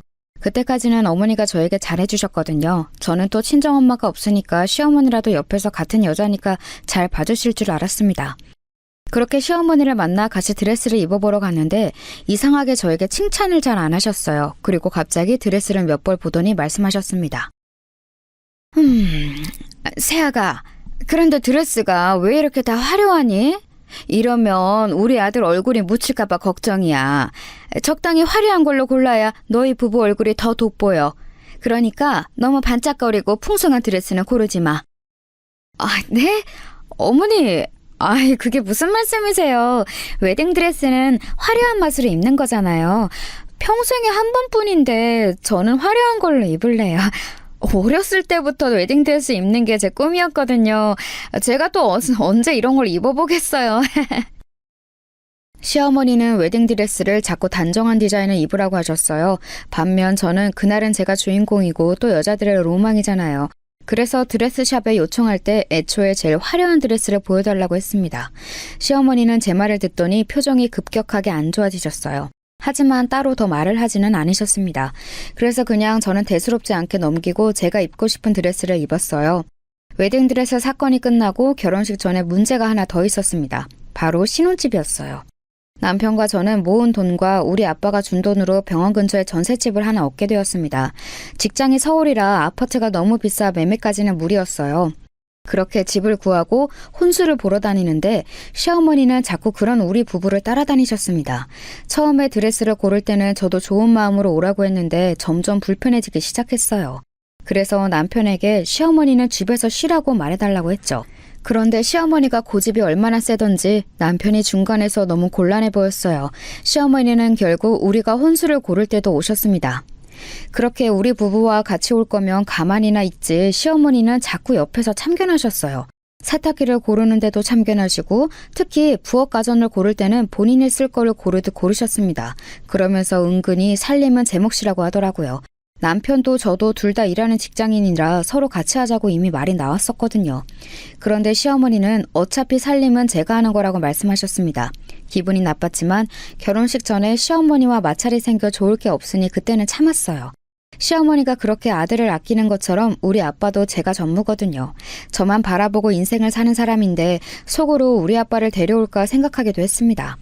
그러다 결혼 전에 시어머니와 제가 살짝 갈등이 생기게 되었습니다. 그날은 심지어 결혼식 2주 전이었어요. 갑자기 시어머니가 우리 부부와 저녁 식사를 하고 싶다고 하셨습니다. 남편과 퇴근하고 시댁으로 가서 같이 밥을 먹는데 시어머니가 기가 막힌 말씀을 하셨어요. 저는 처음에 제가 잘못 들은 줄 알았습니다. 너희 유럽으로 신혼여행 가는 거지? 아휴, 나도 같이 가면 안 될까? 나도 당연히 눈치가 있으니까 호텔방은 따로 잡을게. 그냥 나는 일찍 남편 죽고 해외여행도 못 다녔잖아. 저번 주에 우리 아들 결혼한다고 친구들 모임에 갔더니 다들 해외 한 번은 다녀왔더라. 부러워서 죽는 줄 알았어. 나도 데려가는 거 어떠니? 어머니, 저희가 이미 호텔이랑 항공권이랑 다 예약이 끝나서요. 아마 지금 표를 구하려고 해도 안 될 거예요. 대신 나중에 저희 신혼여행 다녀오고 모시고 같이 가는 거 어떠세요? 그렇지, 여보? 우리 아들은 엄마 편이지? 내가 텔레비전에서 봤는데 유럽이 그렇게 좋더라. 나는 그것도 모르고 이렇게 한국에서 있잖아. 미용실에서 혼자 있으면 얼마나 외로운지 알아? 시어머니는 동네에서 작게 미용실을 하고 있었어요. 동네 주민들을 상대로 하는 장사라 매출이 좋은 편은 아니었습니다. 그래서 매번 문을 닫고 우리 부부를 따라다니셨죠. 아무튼 신혼여행을 같이 가자는 말에 저는 남편을 바라보았어요. 남편도 시어머니에게 그건 조금 곤란하다고 용기내어 말하더라고요. 평소에 저런 말을 하지 않는 것을 아니까 저도 놀랐어요. 그런데 시어머니의 다음 행동에 저는 더 놀라게 되었습니다. 남편이 신혼여행은 우리끼리 가겠다고 하니까 시어머니 갑자기 눈물을 보이셨어요. 자식 키워봤자 이렇게 소용이 없어. 나 같으면 외국 한번 못 가본 자기 엄마 불쌍해서 나서서 데려가겠다. 아니, 네가 어떻게 이러니? 아들, 실망이야. 내가 너만 바라보고 산 거 너도 알잖아. 엄마한테 이러고 싶니? 아우, 너무 서운하다. 아유, 엄마, 그만해요. 우리가 여행 갔다 와서 따로 모시고 가겠다고 했잖아요. 나도 엄마가 나 힘들게 키운 거 알아요. 그러니까 너무 서운하게 생각하지 말아요. 시어머니는 울고 남편은 그런 시어머니를 달래고 저녁 식사 분위기가 아주 안 좋았습니다. 음식이 입으로 들어가는지 코로 들어가는지도 몰랐어요. 그렇게 엉망인 분위기에서 밥을 별로 먹지도 못하고 집에 왔던 기억이 나요. 제가 결혼한다고 하고 아빠는 유난히 슬퍼 보였습니다. 물론 결혼 자체는 너무 축하할 일이지만 엄마 생각이 자꾸 났나 봐요. 그날도 지친 몸으로 집에 가니 아빠가 엄마 사진을 보고 혼자 술을 마시고 계셨어요. 하필 시어머니의 엉엉 우는 모습을 보고 아빠를 보니 마음이 더 안 좋았습니다. 아빠는 그래도 씩씩하게 저를 맞아주었어요. 그러면서 밥을 먹었냐고 하더니 고기를 구워주셨습니다. 한밤중에 고기를 먹으며 아빠와 많은 얘기를 나누었어요. 아빠는 제가 언제 커서 결혼하는 건지 감회가 새롭다고 했습니다. 제가 결혼하면 아빠는 진짜 혼자가 되는 거잖아요. 아내도 죽고 엄마도 죽고 딸은 결혼하니까 얼마나 외롭겠어요. 그런데도 전혀 티를 내지 않는 모습을 보며 가슴이 아팠습니다. 결혼해서 우리 아빠에게 효도해야겠다 생각했죠. 신혼여행 사건은 남편이 중간에서 그래도 중재를 해서 그렇게 마무리가 되었어요. 실제로 2주 뒤에 떠나는 일정이라 매우 촉박해서 표가 없기도 했습니다. 그렇게 우여곡절 끝에 결국 결혼식을 올리게 되었어요. 결혼식 날에는 남편의 여동생도 참석했더라고요. 어색하게 인사하고 식을 시작했는데 시어머니는 식 처음부터 울기 시작했어요. 결혼식장에서 신부도 안 오는데 시어머니가 혼자 얼마나 울었는지 모릅니다. 사회자도 난감해 보일 정도로 시어머니는 식장이 떠나가라 우셨어요. 우리 아빠를 슬쩍 봤더니 아빠는 조금 당황한 눈치였습니다. 하객들도 웅성거리기 시작했어요. 본인의 사랑하는 아들이 결혼한다니 슬픈가 보다 생각하고 식을 마무리했습니다. 그리고 남편과 정신없이 출국해서 즐겁게 신혼여행을 하려고 했는데 첫날부터 삐거덕거리기 시작했어요. 시어머니는 도착한 우리 부부가 피곤해서 잠자는데 전화가 왔습니다. 남편이 받지 않아 제가 대신 받았는데 시어머니는 잘 도착했냐고 묻더라고요. 해외로 가는 거라 걱정되어 잠을 못 자고 있다고 하셨어요. 그래서 걱정하지 말라고 하고 다시 잠들었죠. 이때까지는 괜찮았습니다. 그런데 신혼여행을 하는 10일 내내 시어머니는 우리 부부에게 전화하셨어요. 그것도 아침, 점심, 저녁으로 하루에 3번을 하셨습니다. 신혼여행을 유럽으로 갔기 때문에 시차가 있었는데 시어머니는 한국에서 시차에 맞춰 전화하셨어요. 무엇을 보고 어떤 음식을 먹었는지 궁금하다고 하셨습니다. 남편은 초반에는 받다가 나중에는 일부러 받지 않았어요. 실제로 여행하며 길을 찾고 예약된 일정을 하느라 매우 바빴거든요. 그랬더니 남편이 받지 않으니까 이번에는 시어머니가 저에게 연락하셨어요. 저도 당연히 받지 않았습니다. 그런 상태로 하루에도 몇 번을 울리는 시어머니의 전화를 남편과 저는 일부러 피했어요. 그리고 여행이 끝나 한국에 도착했습니다. 도착하고 신혼집에서 하루 쉬고 다음날 시댁에 인사하러 갔는데 정말 기가 막혔습니다. 시어머니는 우리 부부가 집에 왔는데 문을 열어주지 않으셨어요. 됐다 가라. 나는 너희 얼굴 안 보련다. 한국에서 내가 너희가 걱정되니까 전화했는데 어떻게 둘 다 전화를 안 받을 수가 있니? 그렇게 어른을 무시해도 되는 거야? 어? 그래놓고 왜 찾아와? 당장 꺼져. 너희들이 알아서 잘 먹고 잘 살아라. 아, 엄마 왜 그래요? 우리가 그래도 면세점에서 엄마 주려고 선물도 사왔는데 그냥 가? 그럼 선물은 여기 놓고 갈 테니까 이따 가져가요. 그리고 일부러 안 받은 거 아니고 여행하느라 바빠서 그랬어요. 오해하지 마. 우리 아들은 그랬겠지. 엄마는 우리 아들한테 뭐라는 거 절대 아니야. 우리 착한 아들은 엄마 전화를 받으려고 했을 거야. 이게 다 새아가 때문인 거 엄마가 모를 줄 알아? 아들, 엄마는 너 믿어. 문을 열어주지 않고 인터폰으로 얘기하는 것도 기가 막혔는데 시어머니의 말은 더 웃겼습니다. 마치 제가 남편을 조종해서 일부러 전화를 받지 않은 것처럼 말씀하셨어요. 분명히 남편이 먼저 전화를 안 받았었거든요. 어이가 없어서 가만히 남편을 바라보았더니 남편이 인상을 팍 쓰며 곤란했습니다. 저는 일단 자리를 뜨고 남편을 데리고 친정아빠를 보러 갔어요. 아빠는 우리가 온다고 진수성찬으로 요리를 해놓았습니다. 시어머니 때문에 기분이 상했었는데 아빠를 보고 다시 기분이 좋아졌어요. 아빠는 우리가 준비한 선물을 보고 한박 웃음을 지었습니다. 좋아하는 아빠를 보니 저도 덩달아 행복했어요. 속으로 우리 아빠처럼 시어머니가 행동하면 얼마나 좋을까 생각했습니다. 시어머니는 저러고 남편이 중간에서 노력했더니 나름 마음이 풀리셨어요. 문제는 저만 가만히 있었더니 저에게 화살이 돌아왔습니다. 하필이면 신혼여행에서 돌아오고 일주일 뒤에 시어머니의 생신이었어요. 그 일주일 사이에 남편이 매일 찾아가서 겨우 마음이 풀어진 상태였죠. 시어머니는 저에게 생일 이틀 전에 전화하셨습니다. 그러면서 결혼하고 처음 당신의 생일이니 생일상을 받고 싶다고 하셨어요. 그런데 저는 그럴 수가 없었습니다. 왜냐하면 신혼여행으로 이미 휴가를 써서 또 휴가를 내고 시어머니의 생신상을 차릴 수가 없었어요. 저도 일하는 직장인이라 자유롭게 시간을 낼 수가 없었습니다. 만약 제가 집에 있는 전업주부였으면 시간이라도 많을 텐데 그러진 못했어요. 하필 날짜가 게다가 결혼식 직후라 이미 연차가 없기도 했습니다. 그래서 시어머니에게 곤란하다고 했더니 자기는 그런 건 모르겠고 일단 생신상은 무조건 받고 싶다고 하셨어요. 남편에게 말했더니 그냥 됐다고 집 앞에 있는 고급 한정식 식당에 가자고 했습니다.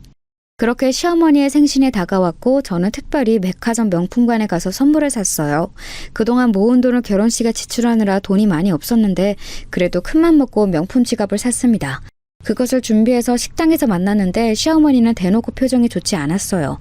본인은 제가 직접 차린 생신상을 받고 싶으셨던 거죠. 어머니, 제가 다음 생신 때는 꼭 직접 차려드릴게요. 이번에는 이미 휴가를 많이 써서 어쩔 수가 없었어요. 간호사라 일 특성상 한 명이 계속 빠지면 다른 사람들에게 피해가 가는 구조거든요. 죄송해요. 됐다. 다른 사람들은 결혼하고 첫 생일에 며느리한테 생신상을 거하게 받던데 나는 뭐 그런 거 평생 기대 안 하고 살련다. 결혼 전에 그랬던 것처럼 우리 아들만 보고 살 거야. 잔뜩 삐진 시어머니는 정말 밥을 먹는 내내 남편만 바라보았습니다. 남편이 저에게 말을 걸어도 본인이 대답하고 저를 투명인간처럼 대했어요. 그런 모습을 보며 순간 아가씨가 저에게 했던 말이 머릿속으로 스쳐 지나갔습니다. 그러고 보니 시어머니 입에서 아가씨에 관한 내용을 들은 적이 없었어요. 저는 결혼식을 올리고 나서야 아가씨의 말을 이해하게 되었습니다. 이 생신 사건 이후로도 시어머니와 저는 부딪히게 되었어요. 바로 다음 날에 시어머니가 연락도 없이 우리 병원을 찾아오셨습니다. 대학병원에 오신 분들은 아실 텐데 예약을 반드시 하고 오셔야 편리해요. 그런데 시어머니는 갑자기 배가 아프다고 제가 일하는 내과에 와서 다짜고짜 제 이름을 대셨어요. 선배 간호사가 저한테 와서 시어머니가 찾는다는 말을 들었을 때는 저는 믿지 않았습니다. 순간 선배가 저를 상대로 몰래카메라를 하는 줄 알았어요. 그런데 진짜 나갔더니 시어머니가 팔짱을 끼고 저를 쳐다보고 있었습니다. 너무 놀라워 어쩐 일로 오셨냐고 했더니 시어머니는 대수롭지 않게 말씀하셨어요. 시어머니가 며느리 일하는 곳에 오지도 못하냐고 오히려 묻더라고요. 저는 최대한 꾹 참으며 상냥하게 말하려고 노력했습니다. 대학병원이라 이렇게 아프다고 무작정 오는 것보다는 예약하고 오는 게 좋다고 했죠. 그런데 시어머니는 들은 척도 하지 않고 괜히 저를 위아래로 훑어보셨어요. 그러더니 아프다고 하는 사람이 너무 멀쩡하게 그대로 집에 가셨습니다. 남편에게 연락해서 시어머니 봤냐고 했더니 그게 무슨 소리냐고 하더라고요. 시어머니는 진짜 그냥 제가 일하는 것을 지켜보려고 오셨던 거예요. 제가 이걸 선배 간호사에게 말했더니 일부러 그런 거 아니냐고 하더라고요. 진짜 일하는 게 얼마나 바쁜지 확인하러 온 것 같다는 말에 깜짝 놀랐습니다. 이 뒤에도 시어머니는 제게 하루에도 몇 번씩 전화하셨어요. 너무 웃겼던 점은 남편에게는 전화하지도 않았다는 거였습니다. 저는 간호사라 스케줄 근무라 쉬는 요일이 일정하지 않아요. 그런데 시도 때도 없이 요일을 가리지 않고 전화하셨습니다. 일하느라 바빠서 받지 않으면 문자를 하셨어요. 언제는 너무 급한 일이 있다고 빨리 연락 달라고 하더라고요. 마침 그때가 남편이 일하는 시간대라 제가 전화했더니 미용실로 와달라고 하셨어요. 그날 제가 아침에 퇴근하고 막 자려고 하고 있을 때라 상당히 난감했던 기억이 납니다. 급한 일이냐고 무슨 일이 있는 거냐고 물어도 빨리 와달라는 말만 계속하셨어요. 너무 목소리가 다급해서 저도 씻고 막 누웠는데 바로 일어나서 옷을 갈아입었습니다. 그리고 택시를 타고 미용실에 도착했어요. 그런데 시어머니는 너무 태연하게 소파에 앉아 계셨습니다. 급하게 오느라 머리도 산발이었는데 뛰어오는 저를 보더니 뭐라고 하셨는지 아세요? 새아가, 나 친구네 집에 갈비탕 먹으러 다녀올게. 아가, 네가 자리 좀 지키고 있어. 손님 오면 나 금방 온다고 해. 알겠지? 갈비탕을 했는데 그게 그렇게 맛있다고 와서 먹으라고 하더라고. 금방 다녀올 테니까 손님 오면 꽉 붙들어야 해. 알겠지? 다녀올게. 네? 어머니? 어머님. 아니, 저는 급한 일이 있는 줄 알았는데 갈비탕이요? 어머니, 잠시만요. 이게 뭐야. 시어머니는 급하게 달려온 저를 카운터에 앉히셨어요. 그러더니 친구 집에 갈비탕을 먹으러 가셨습니다. 저는 너무 황당해서 순간 무슨 일인가 싶어 상황 파악이 제대로 되지 않더라고요. 갈비탕이 도대체 뭐라고 퇴근한 저를 급하게 부를 일인가 싶었습니다. 더욱 화가 났던 것은 시어머니의 태도였어요. 갈비탕을 먹고 4시간 만에 온 시어머니는 태연하게 이쑤시개로 이를 쑤시며 들어오셨습니다. 그동안 손님이 왔냐고 묻길래 한 명도 오지 않았다고 했어요. 그건 진짜 제가 지어낸 거짓말이 아니었습니다. 시어머니의 미용실이 장사가 잘 되는 편은 아니었거든요. 그런데 제가 한 명도 안 왔다고 하니까 시어머니 표정이 굳었습니다. 그러면서 이왕 온 거 계속 마감할 때까지 있으라고 하더라고요. 퇴근하고 제대로 쉬지도 못했던 저는 사양하며 자리에서 일어났어요. 그랬더니 시어머니가 갑자기 본인을 무시하는 거냐고 화를 내기 시작했습니다. 제가 시어머니를 무시했으면 절대 4시간 동안 제대로 쉬지도 못하고 카운터에 앉아 꾸벅꾸벅 졸지 않았을 거예요. 하지만 그런 게 아니라고 아무리 말해도 시어머니는 화를 내기 바빴습니다. 결국 저는 남편에게 전화했는데 전화하는 도중 시어머니는 왜 바쁜 우리 아들을 괴롭히냐고 하더라고요. 똑같은 직장인인데 왜 저는 이렇게 부려먹고 아들은 싸고 도는지 이해가 되지 않았습니다. 이날 그래서 처음으로 남편하고 결혼하고 부부싸움을 한 날이에요. 남편도 본인의 엄마가 도대체 왜 저러는지 이해할 수 없다고 하더라고요. 이 사건 이후로 하필 일주일 뒤가 남편의 생일이었습니다. 그래서 또 시댁에 시어머니를 보러 가게 되었어요. 이 모든 것이 결혼하고 한 달 만에 일어난 일이랍니다. 저는 사실 시댁에 너무 가기 싫었는데 시어머니가 본인 아들 생일이라고 꼭 오라고 하더라고요. 자기가 생일상을 차리겠다고 하면서 반드시 오라고 하셨어요. 그러면서 저한테는 남편과 같이 오지 말고 2시간 일찍 오라고 하셨습니다. 와서 음식 준비를 옆에서 도우라고 하셨어요. 저는 너무 가기 싫었는데 사랑하는 남편의 생일이니까 이번이 마지막이라고 생각하고 가게 되었습니다. 그리고 이날 많은 일이 발생하게 되었어요. 이날이 바로 오늘 제가 제보할 사연의 핵심 사건이 일어난 일이랍니다. 그날 새벽에 가는데 마침 그날이 제가 결혼한 지 한 달이 흘러 결혼식 날 사진이 나오던 날이었어요. 그 사진 중 골라 액자로 제작할 예정이었습니다. 그래서 시댁에 가서 같이 사진을 고르려고 들고 갔어요. 시어머니는 사진을 보더니 역시나 본인 아들밖에 보이지 않는지 남편 얘기만 계속해서 하셨습니다. 그런 거는 충분히 엄마니까 그럴 수 있다고 생각했어요. 그래서 아무렇지 않게 제 사진을 구경하고 있었습니다. 그런데 시어머니가 갑자기 어떤 사진을 보더니 과장해서 웃으셨어요. 그러더니 저에게 말씀했습니다. 예, 너희 아빠는 무슨 깡패야? 예전부터 느낀 건데 너무 인상이 험악하다. 저러고 정육점에서 고기 팔면 사람들이 무섭다고 안 오지 않니? 아유, 너무 웃겨. 길에서 걷다가 마주치면 무서워서 어디 걷겠니? 저는 순간 너무 화가 났어요. 원래 사람에게 본인 욕은 해도 부모 욕은 하면 안 되는 거 아닌가요? 게다가 우리 아빠가 시어머니에게 피해를 준 것도 전혀 없었거든요. 오히려 우리 친정아빠는 제가 결혼할 때 그동안 결혼 자금으로 모았다고 돈도 주셨어요. 시어머니는 1원도 주지 않았었죠. 시어머니가 저를 결혼하고 한 달 동안 밤낮으로 괴롭히는 동안 우리 아빠는 먼저 연락한 적도 없었습니다. 심지어 남편의 생일이라고 값비싼 한우를 보내주셨어요. 우리 부부가 잘 사는 게 제일 효도라고 연락도 먼저 하지 않았습니다. 하지만 외로운 것은 우리 아빠도 마찬가지였어요. 시어머니처럼 외롭다고 자식을 괴롭히지 않을 뿐이었죠. 그리고 아빠가 저를 얼마나 애지중지하며 키웠는데 저런 소리를 들으니 피가 거꾸로 솟기 시작했습니다. 너무 화가 나서 얼굴이 빨개질 정도였어요. 어머니, 말씀이 지나치세요. 도대체 저랑 우리 아빠한테 왜 그러시는 거예요?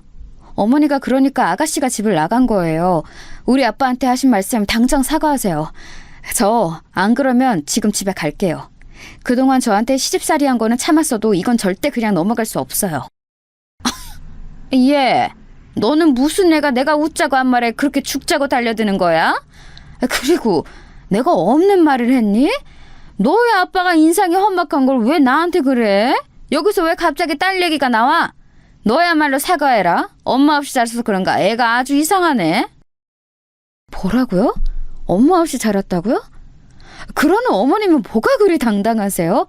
남편도 아빠 없이 자란 건 맞잖아요? 그렇게 저를 괴롭히면 마음이 행복하세요? 왜 아가씨가 본인 엄마가 최악이라고 했는지 너무 잘 알겠네요. 어머님, 잘난 아들도 어머님 편 아닌 거 알아요? 제가 여기까지 말하자 시어머니는 급기야 같이 보던 사진을 저에게 던지셨어요. 저는 사진은 죄가 없으니 집에 가려고 챙기기 시작했습니다. 사진을 챙기고 가방에 넣어 시어머니에게 사과할 때까지 집에 오지 않겠다고 했어요. 그랬더니 시어머니가 글쎄 어떻게 행동했는지 아세요? 갑자기 저를 노려보더니 손을 들어 제 뺨을 내리쳤습니다. 저는 순간 이게 무슨 일인가 이해되지 않았어요. 살면서 누군가에게 맞은 적은 처음이었습니다. 우리 부모님도 할머니도 사랑으로 저를 키우셨는데 제가 시어머니에게 뺨을 맞을 줄은 몰랐어요. 너무 어이가 없고 황당하기도 하고 서러웠습니다. 사람이 너무 당황하면 눈물도 나오지 않더라고요. 그래서 시어머니를 똑같이 쳐다보았습니다. 시어머니는 심지어 한 대 더 때리려고 손을 들길래 제가 잽싸게 피했어요. 다행히 제가 더 젊고 힘이 세서 막을 수 있었습니다. 시어머니는 저보고 급기야 쌍욕까지 하기 시작했어요. 제가 본인의 사랑스러운 효자 아들을 구워 삶았다는 등 이상한 말도 했습니다. 순간 너무 화가 나서 그대로 남편에게 전화해서 빨리 오라고 했어요. 남편은 마침 오는 중이라 잽싸게 시댁으로 오더라고요. 시어머니는 그때까지 저에게 욕하더니 남편을 보자 엉엉 울기 시작했습니다. 바닥에 앉아 땅을 치며 본인의 아들이 여우 같은 저에게 넘어갔다고 하늘을 원망하더라고요. 그러더니 때린 것은 본인이면서 자기가 피해자라고 제가 본인에게 막말했다고 말을 지어내기 시작했습니다. 하지만 남편은 이미 전화로 상황을 직접 귀로 들은 후였어요. 남편이 아무리 시어머니를 달래도 시어머니는 본인이 피해자라고 엉엉 울더라고요. 저는 그 모습을 더 보기가 힘들어서 그대로 시댁을 나와 친정집으로 향했습니다. 도저히 신혼집으로 갈 기분이 아니었어요. 그리고 제가 가장 사랑하는 사람의 얼굴을 보고 싶기도 했죠. 친정집에 도착하고 저는 그제야 눈물이 나왔습니다. 원래는 아무 일도 없는 것처럼 행동하려고 했어요. 그런데 아빠의 얼굴을 보니까 저절로 눈물이 흐르더라고요. 아빠는 아무것도 모르고 남편의 생일이라 열심히 본인이 거래처에 연락해서 받은 최고급 한우를 포장하고 있었습니다. 그러면서 제가 오자 심하게 좋아했어요. 환하게 웃는 아빠 얼굴을 보며 제가 울음을 터뜨리자 당황하셨습니다. 저는 원래 아빠와 그냥 즐겁게 지내고 오려고 했거든요. 그런데 저도 모르게 아빠에게 그동안 있던 일들을 터놓게 되었습니다. 원래는 아빠가 속상하니까 절대 말하지 않으려고 했어. 그런데 오늘은 너무 서러워. 나 아빠한테도 맞은 적이 없는데 왜 내가 이렇게 뺨을 맞아야 해? 아빠, 나 너무 힘들어. 살기 싫어. 이런 게 결혼이야? 엄마랑 아빠는 행복한 결혼 생활을 했었잖아. 나 진짜 너무 힘들어. 아빠는 조용히 제 말을 들어주었어요. 그저 옆에서 제 등을 계속 쓰다듬어 주셨습니다. 아빠가 침착하니까 저는 그동안 있었던 모든 일을 말할 수가 있었어요. 결혼 전에 거슬리던 것부터 신혼여행에서 있었던 일도 말했습니다. 그 뒤에 일어났던 일을 다 말하니 너무 속이 시원했어요. 그동안 아무한테 말도 못하고 혼자 끙끙 앓았는데 말하고 나니 마음이 괜찮아졌습니다. 제가 겨우 진정하고 아빠와 맛있는 밥을 먹고 있었는데 남편에게 연락이 오더라고요. 남편은 시어머니가 울다가 응급실에 갔다고 했습니다. 저는 기가 차서 말도 나오지 않았어요. 남편도 이제 너무 힘들다고 결혼한 지 몇 년이 흐른 것도 전혀 아니고 한 달인데 본인 엄마가 왜 그렇게 나오는지 이해할 수 없다고 했습니다. 저도 남편에게 시어머니 때문에 결혼하고 너무 힘들다고 했어요. 아빠는 제 앞에서 그 통화를 다 들으셨습니다. 그리고 저는 친정집에서 아주 푹 자고 일어났어요. 오랜만에 결혼하고 처음으로 마음 편하게 잔 날이었습니다. 집에 가려고 아빠에게 가겠다고 했더니 아빠가 저한테 말씀하셨어요. 수진아, 아빠가 아무리 밤새 생각해도 답은 하나야. 나는 우리 딸 괴롭히는 사람은 그 누구라도 용서 못해. 복수는 이렇게 하는 거야. 수진이 너는 그냥 가만히 있어. 아빠가 알아서 할 테니까 아무것도 하지 말고 그대로 있어. 나머지는 아빠한테 맡겨. 그게 무슨 소리야? 아빠 뭐 하려고? 할머니가 돌아가시기 전에 나한테 아빠 말리라고 했어. 아빠 무슨 생각을 하는지 모르겠는데 가서 시어머니 때리고 그러면 안 돼. 물론 시어머니는 나한테 손을 댔지만 아빠는 남자잖아. 내가 무슨 말 하는지 알지? 알아. 절대 너희 시어머니를 때리지는 않을 거야. 일단 기다려봐. 아빠한테 다 생각이 있어. 걱정하지 말고 너는 직장생활 열심히 하고 있어. 아빠는 본인을 믿으라고 호언장담했어요. 저는 아빠가 그럴 리는 없지만 혹시라도 시어머니를 때릴까 봐 걱정했습니다. 그렇게 며칠이 지나고 시어머니에게 연락이 왔습니다. 남편하고 저는 시어머니의 연락을 최대한 피하자고 해서 저는 일부러 받지 않았어요. 남편도 이제 본인 엄마를 감당하기 힘들어했습니다. 제가 전화를 받지 않자 시어머니는 일하는 병원으로 찾아오셨어요. 처음으로 찾아온 것도 아니라 그때는 놀라지도 않았습니다. 사실 어느 정도는 예상했고 또 뺨을 때리는 것은 아닌가 걱정했어요. 그런데 너무 놀라운 일이 일어났습니다. 저를 보고 화를 낼 거라고 생각했는데 시어머니는 오히려 저한테 오더니 보자마자 무릎 꿇고 빌기 시작했어요. 너무 당황한 저를 앞에 두고 시어머니는 본인이 잘못했으니까 봐달라고 하더라고요. 혹시 몰라 시어머니 얼굴과 몸을 봤는데 어디 맞은 곳은 없었습니다. 저도 도저히 영문을 몰라 왜 그러냐고 물었더니 엉엉 울며 본인이 잘못했으니 그만하라고 하셨어요. 병원이라 사람들이 워낙 많았는데 우리를 쳐다보는 시선이 많았습니다. 그래서 시어머니를 일으켜서 데리고 주차장으로 갔어요. 시어머니는 조금 진정하더니 퇴근하면 내려오라고 하더라고요. 마침 퇴근 시간이 얼마 남지 않아서 퇴근하고 내려갔더니 시어머니는 저를 데리고 본인의 미용실로 향했습니다. 저는 도대체 미용실로 왜 데려가는지 궁금했지만 잠자코 따라갔어요. 그리고 저는 미용실에 도착해서 진짜 경악을 금치 못했습니다. 왜냐하면 미용실 안에는 누가 봐도 조폭인 사람들이 가득했어요. 한두 명도 아니고 그 좁은 미용실에 깍두기 아저씨들로 차 있었습니다.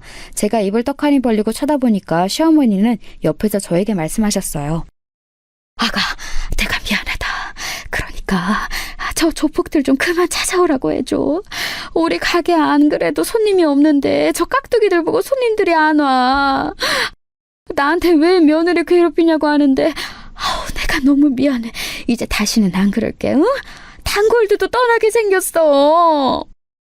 알고 봤더니 아빠는 예전에 알던 조폭들을 시어머니의 미용실로 데려갔던 거였어요. 웃겼던 것은 진짜 실제로 파마를 하거나 머리를 잘랐다고 해요. 경찰에 아무리 신고해도 정당하게 돈을 내고 시술했으니 처벌할 내용이 없다고 했습니다. 그냥 와서 머리를 자르려고 했던 거라고 하니까 경찰도 손을 쓸 수가 없었대요. 시어머니는 처음에는 오기로 머리를 잘랐는데 그 뒤로 매일같이 조폭들이 미용실로 왔다고 합니다. 그것도 처음에는 한두 명만 오더니 나중에는 10명씩 찾아왔다고 해요. 다들 기다리는데 자리가 없으니 미용실 밖에서 서 있기도 했다고 합니다.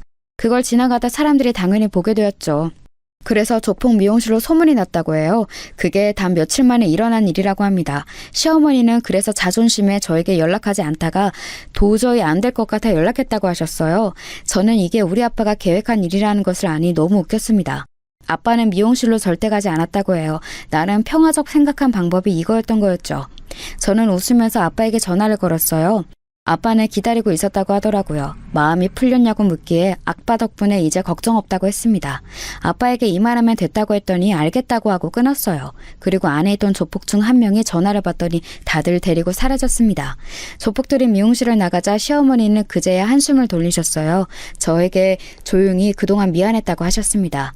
이 뒤로는 실제로 시어머니는 저에게 먼저 연락한 적이 한 번도 없어요. 그냥 그래서 지금은 서로 명절이나 생신 때만 연락하고 지내고 있습니다. 몇 번 안 보니까 시어머니와 사이도 나름 괜찮아졌어요. 남편은 나중에 이 얘기를 듣더니 본인이 나서서 웃더라고요. 직접적으로 물건을 부순 것도 아니고 때린 것도 아니고 오히려 시어머니의 집착에서 벗어날 수 있으니 다행이었던 거죠. 나중에 남편에게 듣기로는 남편도 시어머니 때문에 그동안 힘들었다고 해요. 시어머니가 너무 아들에게 집착이 심하니 결혼해서 독립하고 싶었다고 했습니다. 우리 친정아빠는 여전히 저만 바라보고 있으세요. 먼저 연락해서 귀찮게 하거나 그런 것은 전혀 없고 딸인 제가 무슨 일이 생기면 누구보다 빠르게 달려오고 있습니다. 이런 친정아빠 덕분에 저는 남은 인생 편안하게 살 수 있을 것 같아요. 지금 그리고 사실 제가 임신한 상태거든요. 이 아이가 태어나면 남편하고 오붓하게 둘이 키우면서 행복한 인생을 살도록 노력하겠습니다. 여러분, 제 사연은 여기까지입니다. 들으면서 어떠셨나요? 재밌게 즐기셨다면 다행입니다. 저는 이제 시어머니와 사이도 나쁘지 않고 인생이 행복해요. 제 얘기 들어주셔서 감사합니다. 다들 행복하세요.